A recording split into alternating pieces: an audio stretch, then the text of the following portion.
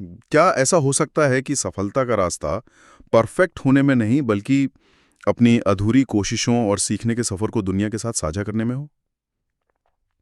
ज्यादातर लोग अपना काम इसलिए नहीं दिखाते क्योंकि उन्हें लगता है कि वो अभी तैयार नहीं है। एक डर रहता है कि काम अभी उतना अच्छा नहीं है, लोग क्या कहेंगे। आज हम इसी डर पे बात करेंगे। हमारे पास ऑस्टिन क्लियोन की किताब शो योर वर्क से जुड़े कुछ बहुत ही दिलचस्प विचार हैं और हमारा मिशन है इस किताब के 10 जरूरी नियमों को समझना। ये वो नियम है जो सिखाते हैं कि कैसे अपनी क्रिएटिविटी को दुनिया के साथ साझा किया जाए और अपनी पहचान बनाई जाए, भले ही कोई खुद को जीनियस न मानता हो। बिल्कुल। और ये किताब ना एक बहुत पुरानी सोच को चुनौती देती है। कौन सी? वही कि महान काम हमेशा अकेले होता है, बंद दरवाजों के पीछे। क्लियोन का तर्क है कि आज के डिजिटल युग में ये बात पुरानी हो गई है। अब आगे बढ़ने का सबसे अच्छा तरीका है उदारता दिखाना और अपने काम की प्रक्रिया को लोगों के साथ साझा करना। तो चलिए इसी सबसे बड़े मिथक से शुरू करते हैं। किताब का पहला नियम है, आपको जीनियस होने की जरूरत नहीं है। हाँ बिल्कुल, ये उस अकेले जीनियस की कहानी को तोड़ता है कि कोई एक बहुत प्रतिभाशाली इंसान कहीं अंधेरे कमरे में अकेले बैठकर कुछ अद्भुत बना रहा है। क्रेयॉन तो कहती हैं कि असल में हम सब शौकिया हैं। किताब में एक लाइन है, हम सब बस यही हैं, शौकिया। हम इतना लंबा नहीं जीते कि कुछ और बन सके। ये तो बहुत गहरी बात है ना? और वो लोन जीनियस के विचार को पूरी तरह से खारिज कर देती है। वो कहती हैं कि ये एक मिथक है जिसे हमने कहानियों और फिल्मों में देखकर सच मान लिया है। असल में क्रिएटिविटी एक सामूहिक अनुभव है, एक दूसरे के साथ मिलकर कुछ बनाने का सफर। वो एक नया शब्द भी देती हैं, सीनियस। सीनियस। ये क्या है? इसका मतलब है कि महान विचार किसी एक व्यक्ति के दिमाग से नहीं बल्कि एक पूरे समूह, एक पूरे माहौल की सामूहिक बुद्धिमत्ता से निकलते हैं। एक मिनट, लेकिन क्या महान आइडियाज एक अकेले मजबूत नजरिए से नहीं आते? जैसे हम स्टीव जॉब्स के बारे में सोचते हैं तो एक ही इंसान का चेहरा सामने आता है, किसी कमेटी का नहीं। ये बहुत अच्छा सवाल है और इसका जवाब भी इसी सीनियस के आइडिया में छिपा है। स्टीव जॉब्स बेशक एक असाधारण व्यक्ति थे, लेकिन वो अकेले नहीं थे। वो इंजीनियरों, डिजाइनरों और विचारकों के एक पूरे इकोसिस्टम का हिस्सा थे। उनके विचार दूसरों के काम से प्रभावित थे और उन्होंने दूसरों को प्रभावित किया। क्लियोन यही कहते हैं कि जब हम ये मान लेते हैं कि हमें सब कुछ अकेले नहीं करना है, तो हमारे ऊपर से परफेक्ट होने का एक बहुत बड़ा बोझ उतर जाता है। सही बात है। हम दूसरों से सीखने और मदद लेने के लिए खुल जाते हैं। ठीक है, तो अगर हम जीनियस नहीं हैं और हमें एक टीम के साथ काम करना है, तो अगला कदम क्या है?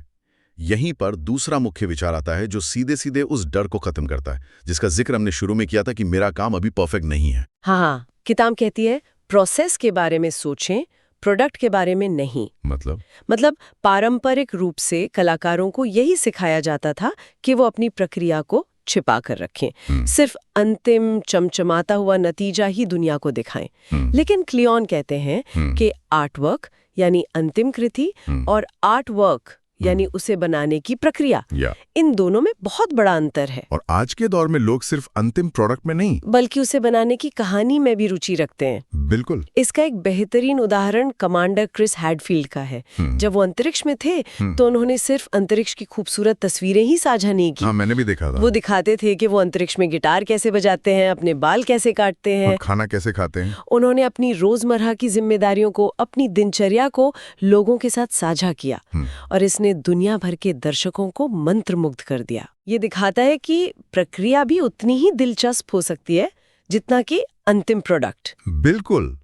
और ये सिर्फ अंतरिक्ष यात्रियों या कलाकारों के लिए नहीं है ना? नहीं, बिल्कुल नहीं। सोचिए उस होम बेकर के बारे में जो इंस्टाग्राम पे सिर्फ अपने सुंदर केक की फोटो नहीं डालता, बल्कि आटा गूंथने या क्रीम फेंटने का वीडियो भी डालता है। हाँ, हम उस मेहनत से ज्यादा जुड़ते हैं।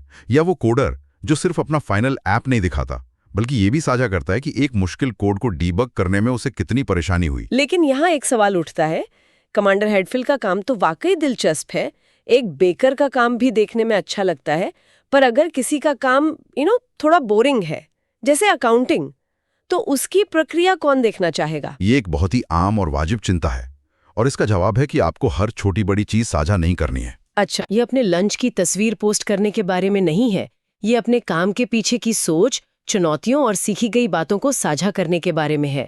एक अकाउंटेंट ये साझा कर सकता है कि उसने किसी क्लाइंट के लिए टैक्स बचाने का एक नया तरीका कैसे ढूंढा। एक डेटा एनालिस्ट बता सकता है कि किस टूल का इस्तेमाल करके उसने एक जटिल डेटा सेट को सरल बनाया। मतलब हर काम में एक कहानी होती है, समस्या को सुलझाने की कहानी। बिल्कुल, आपको बस उस कहानी को ढूंढना है और उसे दिलचस्प तरीके से बताना है। ये सब सुनने में तो बहुत अच्छा लगता है, पर सवाल ये है कि इसे अपनी रोज की जिंदगी में कैसे उतारा जाए। मतलब रोज रोज क्या साझा करें, यहीं पर व्यावहारिकता की बात आती है। किताब इसके लिए एक बहुत अच्छा ढांचा देती है, फ्लो और स्टॉक का। फ्लो और स्टॉक। हाँ, फ्लो आपके दैनिक अपडेट का प्रवाह है, जैसे आपके ट्वीट्स, इंस्टाग्राम स्टोरीज या लिंक्डइन पर एक छोटा सा विचार। ये छोटी छोटी बातें हैं जो लोगों को बताती हैं कि आप जिंदा हैं, आप काम कर रहे हैं, आप सोच रहे हैं। और स्टॉक। स्टॉक वो टिकाऊ, ठोस सामग्री है जो समय के साथ भी प्रासंगिक बनी रहती है। यह आपके काम का वो हिस्सा है जिस पर आपने ज्यादा मेहनत और समय लगाया है। जैसे एक विस्तृत ब्लॉग पोस्ट या एक ट्यूटोरियल वीडियो। हाँ, या एक पूरा किया हुआ प्रोजेक्ट जिसे आप अपने पोर्टफोलियो में डाल सकते हैं। केनेथ गोल्डस्मिथ कहते हैं, अगर आप हर दिन किसी चीज पर थोड़ा थोड़ा काम करते हैं तो अंत में आपके पास कुछ बहुत बड़ा होता है। तो मतलब फ्लो एक तरह से ट्रेलर है और स्टॉक पूरी फिल्म है। आप ऐसा कह सकते हैं। फ्लो लोगों की दिलचस्पी जगाता है और उन्हें आपके सफर का हिस्सा बनाता है, जबकि स्टॉक आपकी विशेषज्ञता और आपके काम की गहराई को साबित करता है। इस पूरी प्रक्रिया को साझा करने में एक और महत्वपूर्ण नियम आता है, उदारता। किताब कहती है कि ज्ञान को जमा करने से विकास रुक जाता है। हाँ, और ये सिर्फ एक दार्शनिक बात नहीं है, इसके पीछे एक मनोवैज्ञानिक कारण भी है। वो क्या? जब आप दूसरों को कुछ सिखाते हैं तो आप उस विषय को खुद और भी गहराई से समझते हैं। आपके दिमाग में विचार और स्पष्ट हो जाते हैं, और जब आप उदारता से साझा करते हैं तो दूसरे भी आपके साथ साझा करना चाहते हैं। तो एक सकारात्मक चक्र शुरू हो जाता है। बिल्कुल, जैसा कि पॉल ऑर्डन ने कहा था, देने से ही मिलता है। लेकिन यहाँ एक और डर सामने आता है। अगर मैं अपने सबसे अच्छे आइडियाज, अपनी तकनीकें साझा कर दूं, तो क्या कोई उन्हें चुराने लेगा? आज की दुनिया में एक बहुत बड़ा जोखिम लगता है। किताब इस डर को भी संबोधित करती है। क्लियोन का तर्क है कि जिस दुनिया में ज्यादातर लोग कुछ भी साझा करने से डरते हैं, वहां उदारता आपको अलग दिखाती है। आइडिया चुराने का जोखिम बहुत कम है, क्योंकि असली चीज आइडिया नहीं बल्कि उसे अमल में लाना है, जो बहुत मेहनत का काम है। और जब आप खुले तौर पर साझा करते हैं तो आप उस आइडिया के स्रोत के रूप में जाने जाते हैं। और उदारता के साथ एक बहुत जरूरी शिष्टाचार जुड़ा हुआ है, क्रेडिट देना। बिल्कुल, ये सबसे ज्यादा जरूरी है। जब भी आप किसी और का काम या विचार साझा करते हैं तो हमेशा मूल निर्माता को श्रेय दें। ये न केवल सम्मानजनक है, बल्कि यह आपके दर्शकों को भी उस अद्भुत स्रोत तक पहुंचने में मदद करता है। और ऑनलाइन दुनिया में इसका मतलब है कि हमेशा हाइपरलिंक शामिल करें। हाँ, और किताब एक बहुत सीधी सी सलाह देती है। अगर आपको किसी चीज का सही स्रोत नहीं मिल रहा है तो उसे साझा न करना ही सबसे अच्छा है। ठीक है, तो ये सब सिर्फ अपना काम दिखाने और आइडिया साझा करने के बारे में नहीं है, ये एक समुदाय बनाने के बारे में भी है। लेकिन ये होता कैसे है? अपने आप कुछ नहीं होता।